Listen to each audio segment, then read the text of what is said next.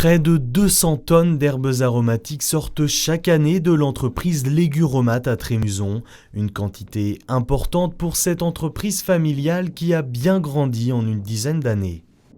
Historiquement, nous sommes des maraîchers. On a démarré en 1994 avec la reprise d'une exploitation familiale. J'ai repris l'exploitation avec mes parents pour faire du légume autour de Saint-Brieuc. 2003, très mauvais résultat économique, on décide d'arrêter le légume. 2004, on démarre les herbes aromatiques et début de l'histoire de Léguromat jusqu'à ce jour. Disons que les clients que l'on avait en légumes ont décidé de nous suivre en herbes aromatiques pour nous donner un coup de main. Et puis on a fait nos preuves, premier client, deuxième client, troisième client. Et voilà comment ça a démarré gentiment. Avec un besoin qui était en local puisqu'il n'y avait pas d'offre sur la région de Saint-Brieuc. Donc on a commencé par s'étoffer sur ce secteur-là.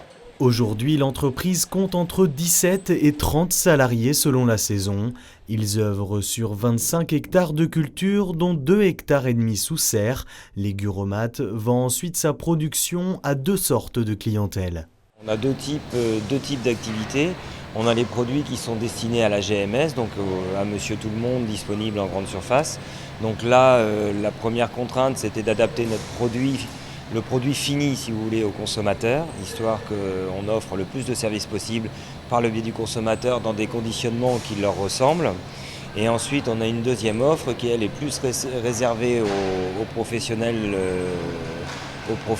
de l'alimentaire. Ça va du restaurateur à l'épicier, où là, il faut qu'on adapte notre conditionnement à d'autres contraintes. Pour cette entreprise qui cherche sans cesse l'innovation, le conditionnement fait justement partie des éléments importants pour valoriser leurs produits. On essaye toujours de fournir un maximum de services aux consommateurs. Alors dans le sens, sur nos barquettes grande distribution, on offre beaucoup de recettes. Des visuels qui changent, histoire de rester toujours dans la tendance. Là, actuellement, par exemple, on travaille sur un mojito pour les barquettes de menthe, c'est un petit peu tendance. Donc l'idée est venue parce que l'autre jour, on cherchait une recette de mojito. Donc voilà, on va l'offrir sur les barquettes, rien de bien sorcier.